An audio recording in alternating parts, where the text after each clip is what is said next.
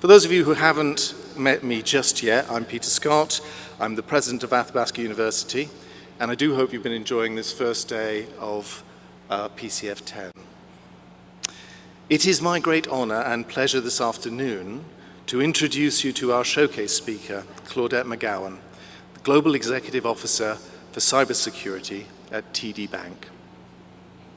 Claudette has worked in the technology industry for more than 18 years, leading digital transformations and designing new approaches to improve service for companies like Deloitte, the Metropolitan Police Service, North York General Hospital, and the Bank of Montreal. Claudette also writes books for children, builds robots, and is the founder of the Black Arts and Innovation Expo. In 2020, she was honored at the Jamaican Canadian Association's 20th International Women's Day event for her groundbreaking work in science, technology, engineering, and math. In 2019, Toronto Life magazine recognized her as one of the top 50 most influential Torontonians. Women's Executive Network has recognized her as one of the top 100 most powerful women in Canada. In 2019, she hosted a one-to-one conversation with the former US First Lady, Michelle Obama, to an audience of 3,000 people at Canada's largest technology festival. But I'm sure she'll agree, more important than any of those spectacular things is that she's also a graduate of Athabasca University. From our Master of Business Administration program, we are proud to recognize her as one of our many outstanding alumni. Please join me in welcoming Ms. Claudette McGowan.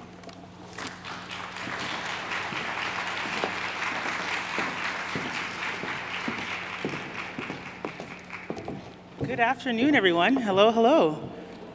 Okay, this is going to be energetic. Good afternoon, everyone. Hello. First, I just want to acknowledge that we are meeting on Aboriginal land that has been inhabited by Indigenous peoples from the beginning. I'm grateful for the opportunity to meet here, and I thank all the generations of people who have taken care of this land.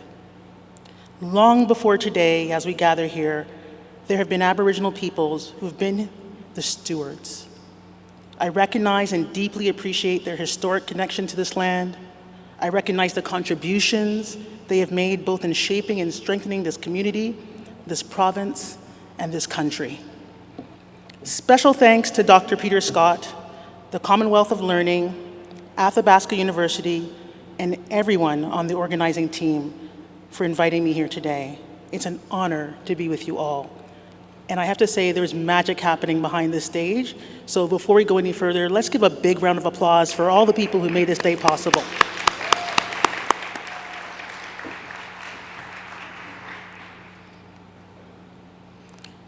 So I'm going to start with my story because I think it's really important that you know a little bit about me, and my goal is hopefully when this is over I can come down there and learn a little bit about all of you. I was born in Canada in the 70s to Emmy and Desmond, two immigrants from Jamaica that decided as 20-somethings there was a land called Canada, and they believed two things were waiting for them to make their mark in the world. The two things they were in search of: access and opportunity. Although they didn't know each other in Jamaica, they both decided as single, footloose youngsters to wave goodbye to the year-round sunshine, the steady, captivating reggae beats, the delectable exotic fruits, the spicy jerk sauces, the deep roasted coffee from Blue Mountain, and the exquisitely gorgeous beaches. What makes a person leave paradise? I can assure you, they didn't leave paradise for frivolous reasons. As I got to know them as people, not just parents, people with stories and experiences and challenges and triumphs, I learned that when they were young Jamaican dreamers, they had discovered something hotter than the hottest jerk sauce. they discovered a fire. And it was a fire that burned intensely within them. And when I asked my mother, "Mom, where did you get the strength to leave everything you knew and loved behind you?" A slow smile emerged on her lips. Her prominent cheeks rose like perfectly shaped plums, and her eyes showcased a healthy mix of glee and wisdom and pain. And her answer to my question, "I wanted more." So she came to Canada, met my dad on the Toronto Transit Commission bus, and the rest is history. I tell you this story because I want you to know how I came to be. It's a privilege to be here, to share my journey with you, and it took the courage and the conviction and the fearlessness and the fire of two dreamers for me to be on this stage. Thank you for having me. My name is Claudette McGowan, and if I had to sum up my life and the driving forces behind my earthly experience thus far, I chalk it up to three things. I call them the 3 M's: moments, missions, and mammals. So who am I and what's my claim to fame? Well, you heard from Peter, I like to build robots, I'm a technologist, I'm in cybersecurity, I'm a philanthropist, I'm an entrepreneur, I'm an angel investor, an author, a teacher, a student, a wife, a mother, a sister, a cousin, a friend, and a lifelong learner. I am not one thing. You are not one thing. We are not one thing. We're complex, we're imperfect, we're struggling strivers, just trying to navigate a profoundly challenging world. I don't know about all of you, but I can assure you that when I'm faced with a difficult challenge, I know it's time to phone a friend. Pandemic, social unrest, economic instability, mental health, climate disruption, geopolitical tensions, nations at war, and. All of a sudden, little Timmy's acting out, no longer bringing home A+, and doesn't know who or what to turn to make sense of it all. Colleagues, it's time to phone a friend. We know more minds, more hearts, more hands, more viewpoints are the secret weapons to solving complex problems. That's what I love why we're all here today. The Pan-Commonwealth Forum on Open Learning. These moments in our lives, they mean something. And I'm sharing a few moments on the screen. One of them is when I was asked to speak at the United Nations. And for the first time, I looked at what the world looks like, because in every seat, for every country, there was a person. And I don't know if I really understood the makeup of the world until I saw that in that room, what the world represented. And hear the voices. I heard from so many different countries that day, and some things were the same, and some things were very different. And it was very, very obvious that there was an inequality. And the interesting thing about that day is I spoke about access and opportunity and how they can be game changers. And I highlighted somebody that I thought had a remarkable life. It was Michelle Obama. She was recently coming out with a book. And I thought, wow, when I heard her story, sometimes we're in places and people make us feel like we're not supposed to be there. And sometimes in our minds, we feel we're not supposed to be there. And you think about the humble beginnings to what she achieved. Remarkable. And so I was speaking about this amazing person. So fast forward a couple months later, I get asked, will you moderate a conversation in front of thousands of people with Michelle Obama? How does that happen?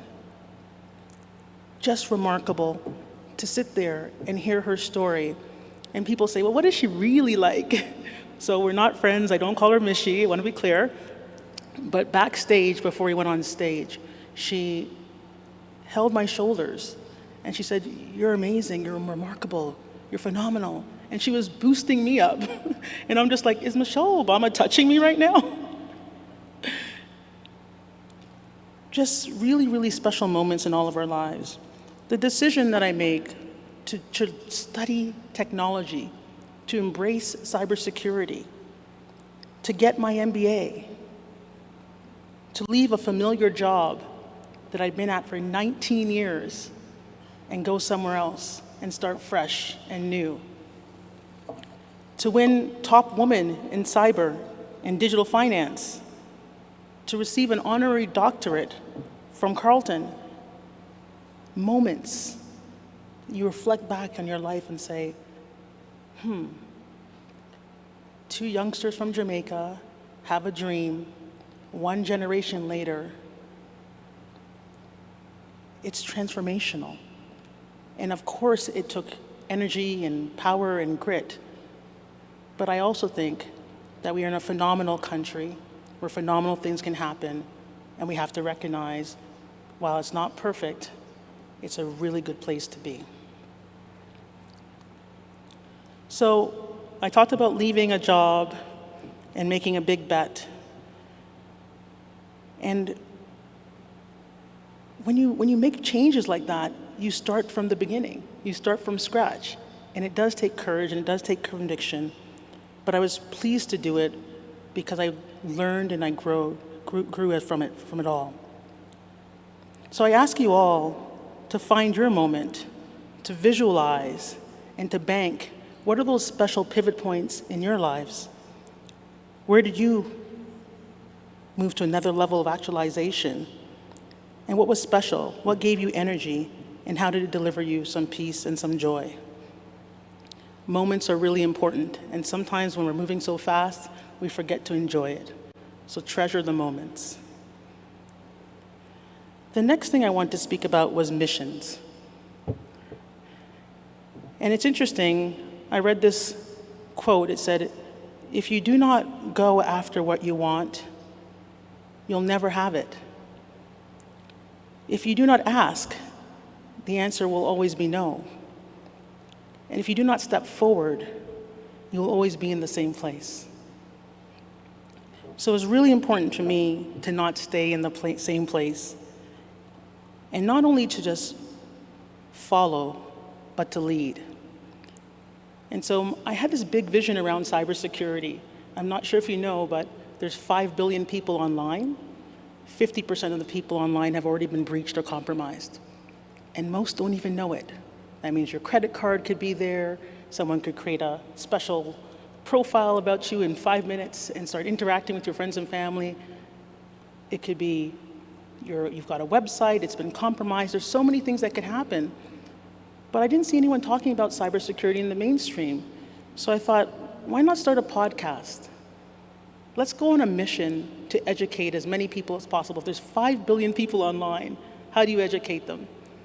And I remember speaking to somebody at one of the big tech companies, and he said, we get 100,000 people listening to our podcast. And I was like, wow. I hit like 1,000, I was having a party, so I realized, aim higher. And so I'm really pleased to say that as of today, we have 250,000 people across 174 countries listening and learning about cybersecurity. Taking an idea from a thought to execution is big. And if we can help any of those 5 billion people be safe online, then we're thrilled to do it. You heard Peter mention about the Black Arts and Innovation Expo. So sitting in all these meeting rooms, I would hear leaders say, we want more diversity. And then I'd go to a family gathering and they say, no one wants to hire us. So how could it be that I hear them saying they want more diversity, and then you've got people saying no one wants to hire us? What if we created something to just bring people together? Bring diverse people together with big tech titans, Google, Facebook, now Meta, all the big banks were there, Bell Canada, Rogers, Dell. What if we put them all in a room? We're going on our 8th year of having this annual event. We've given hundreds of scholarships. We've placed hundreds of people in jobs, and we're trying to create the art of the possible so people know what's out there for them. And so having a mission, having an idea is very, very powerful, not for what it does for me, but how it helps others. Because I think all of us understand the importance of a life of service. The last thing on this screen that you see, that F, the fire hood. As a woman in tech, I can tell you it can be lonely. And so less than 30% of women in tech. So if you go in a room, there's 10 people. I don't know how, but maybe 2.5 are women. But that's the reality, that we do not see many women at the table. So I started my career 20 years ago, and you're like, oh, that was 20 years ago. It hasn't changed much in all these years. And so what if we created an initiative to get more women in technology? What if they weren't just the workers in technology, but they were the leaders in technology? What if they were creating their own businesses in technology?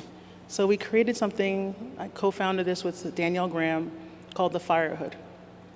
And this is to get women participating, leading, and also having prosperous lives in technology.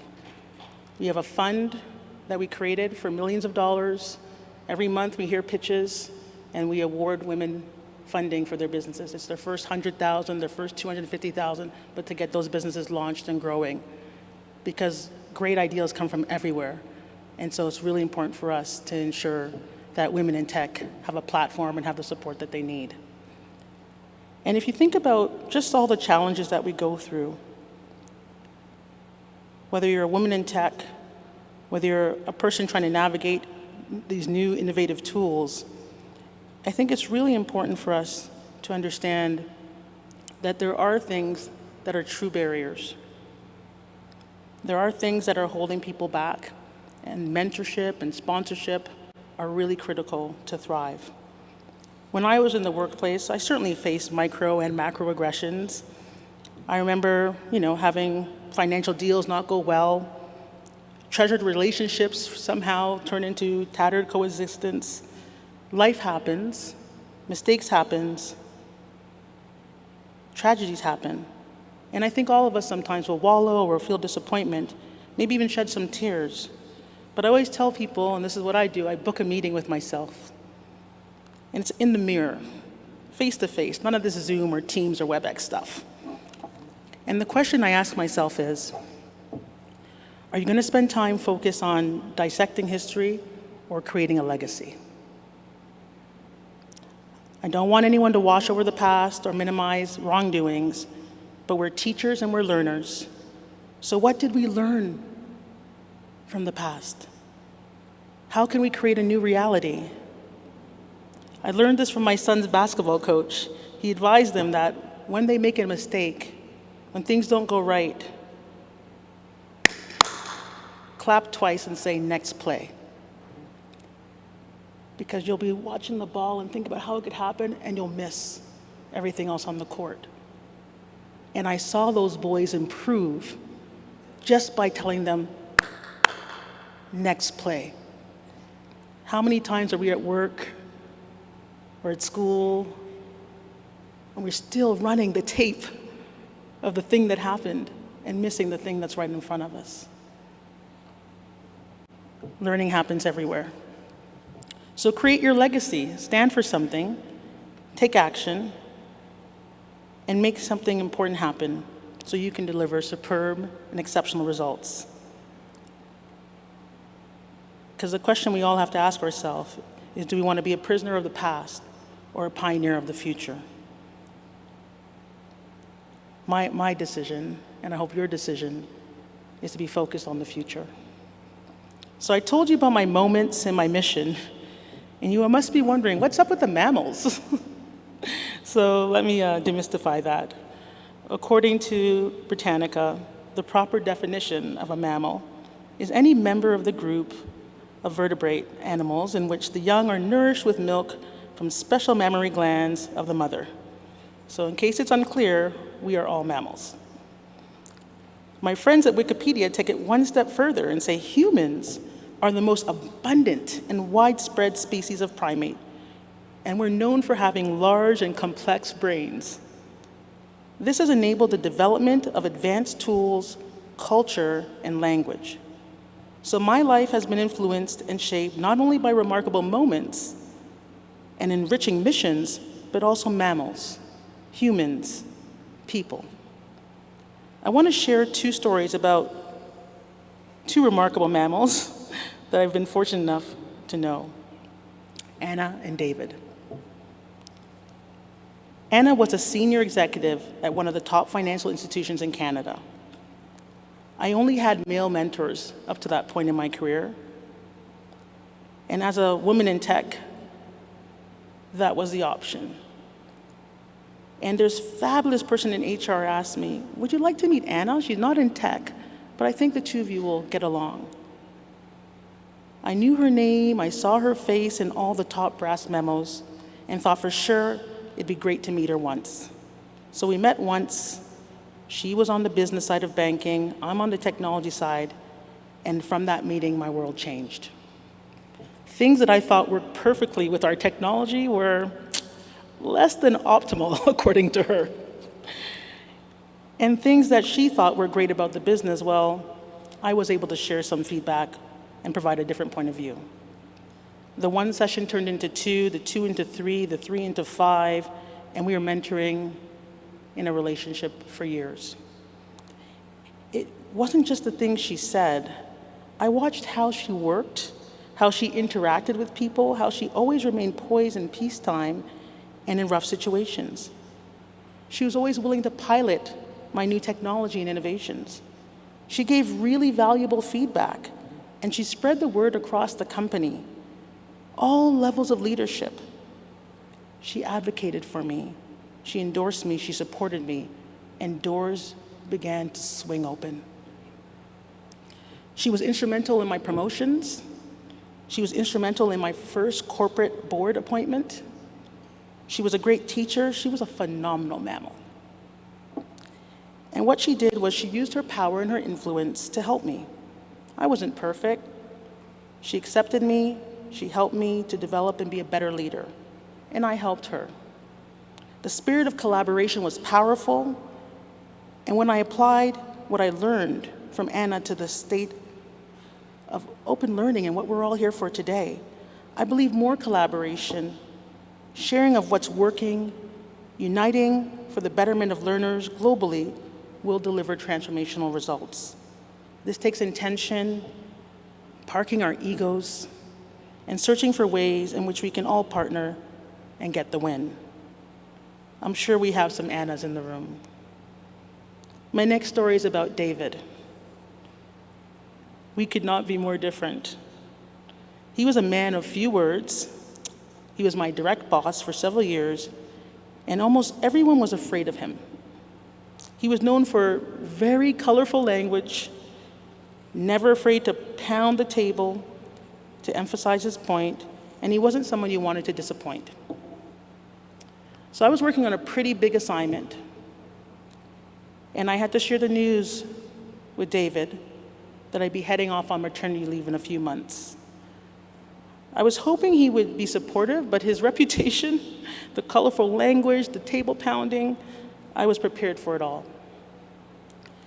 When I received something completely different, he was elated.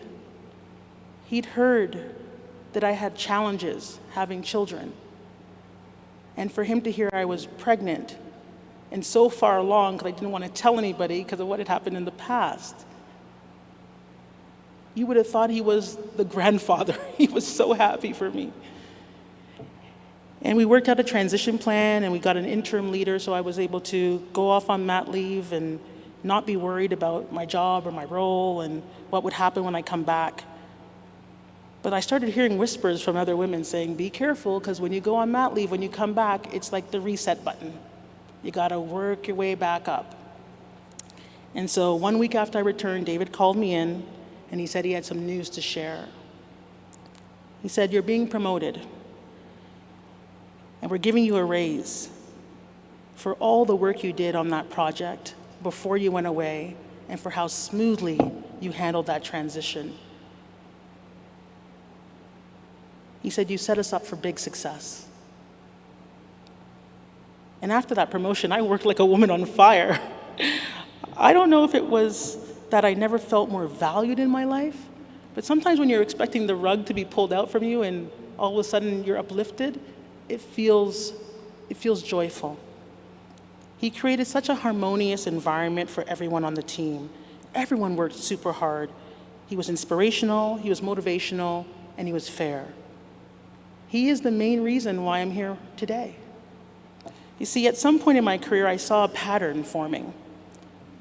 A person would study for their MBA, and with a year of completion, they'd be promoted. One after another, all promoted, or they left the company for bigger roles. So I asked David, how about we look into getting our MBAs?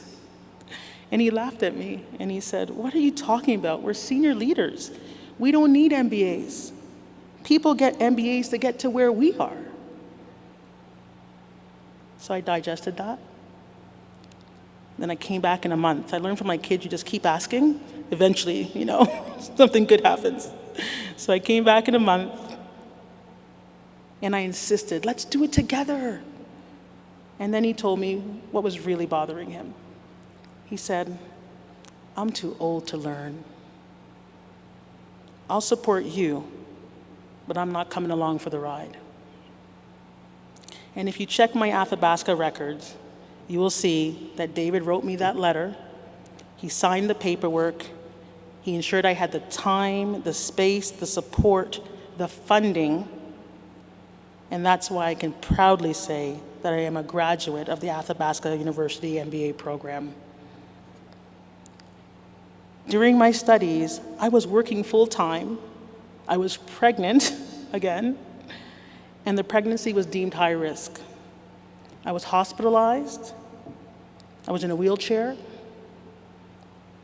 I had emergency surgery to prevent early labor. And I know this will get mixed reviews, but right beside me all the way was my laptop. When you're on 5 months of bed rest, you can't sit in bed all day and just look at the walls. I was learning, I was growing, mentally and physically, because distance and open learning made it possible. Anna and David are two amazing mammals that reinforced what my parents were pursuing so many decades ago. Access and opportunity are game changers. So those two amazing people helped me out. What about all of you? Here in Canada, we saw the pandemic impact almost all facets of life.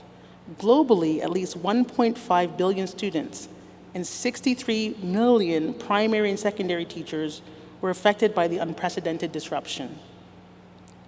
School closures in 191 countries. A Canadian internet survey, which was conducted from November 2020 to March 21, found that 75% of Canadians 15 years of age or older engaged in various internet-related activities more since the onset of the pandemic. I don't think that was groundbreaking research, but I think knowing their number associated to it was valuable. But also, 48% of Canadians reported performing at least one new internet-related activity they had never done before. People are learning how to navigate themselves online. And senior citizens, many senior citizens engaged in more internet activities during the pandemic, with more than half, 54% of Canadians 65 to 74 years of age, reporting more online activities. Collectively, we as people need to come together to figure out, for all these people online, how we're going to help them to thrive, how we're going to help them to grow. And it takes direction, and it takes alignment, and it takes commitment. You can't have alignment and commitment without direction. You can't have commitment without direction and alignment. They have to intersect for us to make meaningful change. The mission and the moment have collided, and we're in need of direction, alignment, and commitment for key stakeholders across the globe to determine how we can use the growing trend of increased internet usage to change lives, improve lives, enhance prosperity. How do we ensure that going digital doesn't mean bigger digital divides between the haves and the have-nots? If you looked at the statistics recently, you'll see 7.9 billion people in the world. Apparently, in November, on the 15th, believe it or not, they even have a date, we're going to cross over and have 8 billion people in the world. November 15th. I'm going to check and see if it actually happens. With all this connectivity, what can we do differently? What's possible? Over 5 billion people will be using the internet. How do we use this reality to advance the world? And what about the people who aren't connected? We need moonshot ideas right now to ensure education and innovation is inclusive. I'm not sure if you're familiar with the hype cycle from Gartner, but as leaders, we need to be informed about emerging technologies. These technologies will determine how we move forward on open learning. What opportunities on the table present for all of your organizations, for all of your countries? Technology and innovation leaders use this hype cycle as a starting point to understand the technologies to watch during a 5 to 10 year period, to explore potential opportunities, and to create plans to exploit these technologies as they become commercially viable. Emerging technologies for 2022 fit in 3 main themes: evolving and expanding immersive experiences, accelerated artificial intelligence automation, and optimized technology delivery. What does that mean? You hear this Web3, metaverse, digital humans, digital students.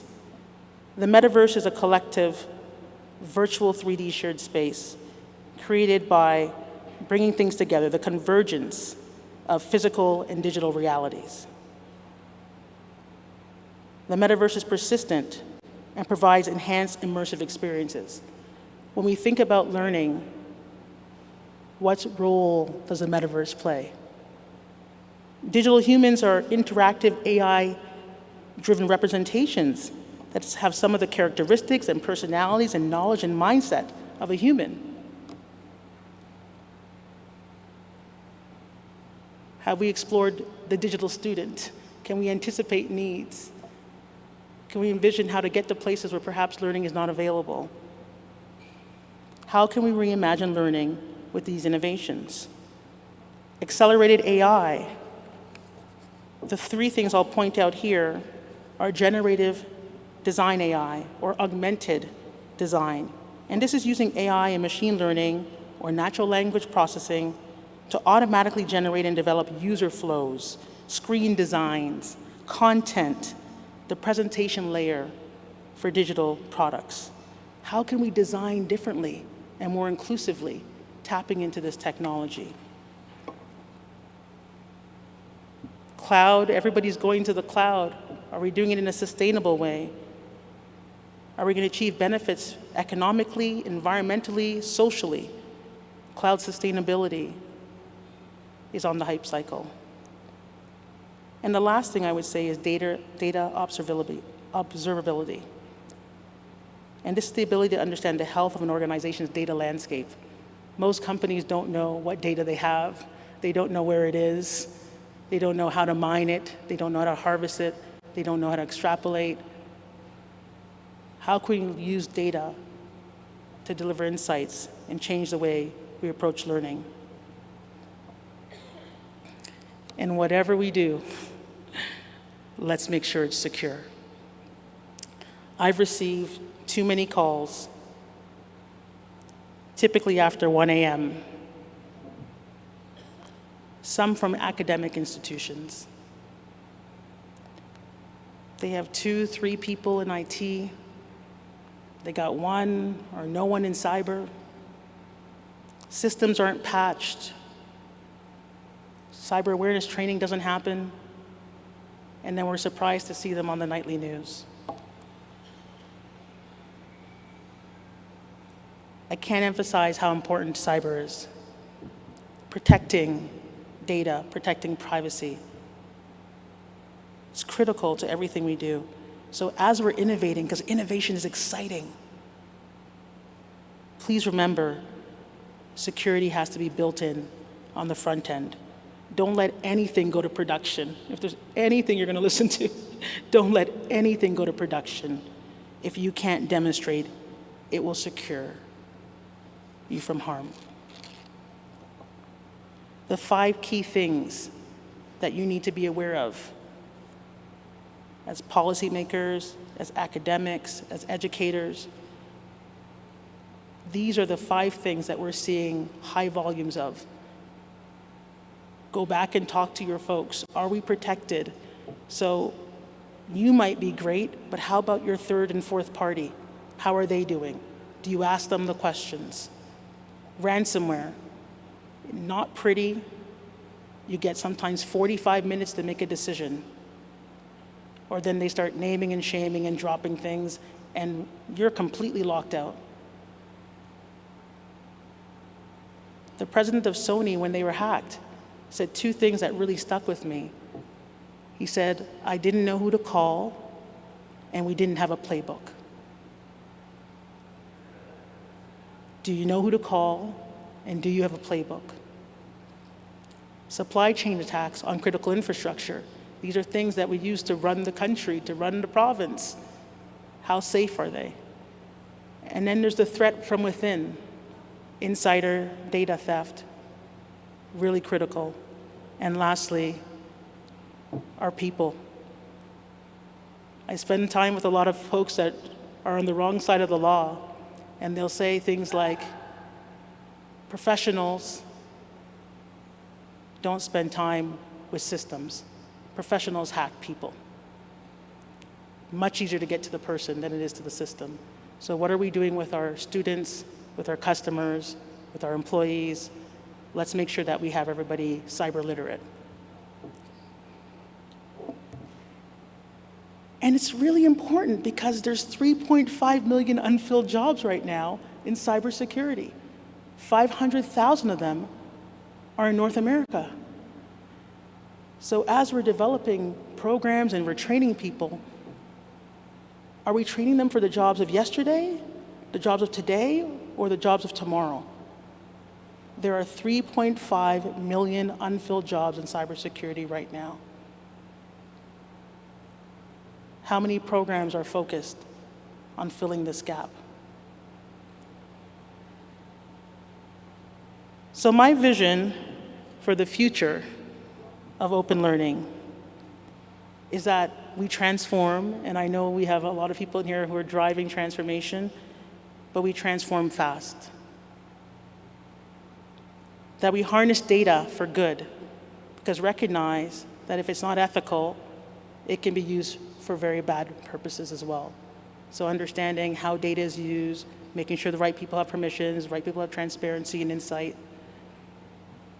and identify and throw out the blockers. I was speaking to an educator who was really fighting not to change the curriculum and didn't want to change the books. And I said, why? And he said, because this is what I know. If educators want to stick to what they know versus what we need to know, we have to challenge what's not working. If there's blockers, if there's things in the way, we've got to get rid of them. I said enough about security, so the only word I'll add is now. Don't wait. Elevate security now. And then reimagine the tools and empower people to win. Change doesn't happen if you don't have the hearts and minds. So make sure you have the hearts and minds of your people and you give them the tools and the space that they need to thrive. And lastly, you heard me talk about new technologies, whether it's Web3 or AI. please make sure that you're embracing and embedding emerging technologies across the life cycle. Sometimes we like to do it at the top of the house, and we don't do it from beginning to end, top to bottom, right to left, whatever you want to call it. Let's make sure that it's end to end and it's holistic.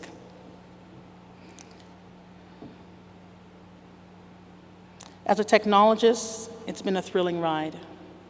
As a woman in tech, where women make up less than 30% of the workforce, it can be lonely, it can be disheartening, but it's also exciting and fulfilling. It's not one thing. And different days bring on different challenges. I wouldn't change a thing, because it is through adversity that we grow the most. I come from a line of people that do difficult things. You come from a line of people that do difficult things.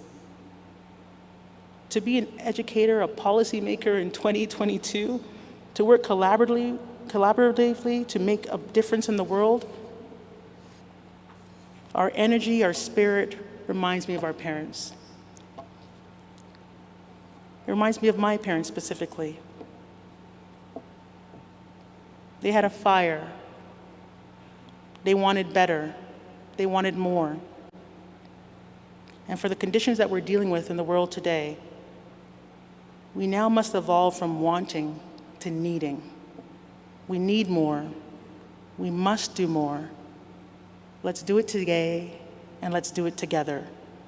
And with that, I'll share a piece that I wrote to remind myself and others to be persistent and resilient and open to new ways of living and learning. As the sun slowly rises, it brings a fresh start. Step up, step forward, mind, body, and heart. The inner voice, it whispers, "You don't fit the crew." The externals are watching. They think you're too good to be true. Who is she? How'd she get to be? Must have been a he. Why her? Why not me? You see, the voices and eyes, they'll do what they do. Don't do it for them. Do it for you. You are bold. You are brave. You conquer all you desire. You move mountains. You drive missions. You are a human on fire. Thank you.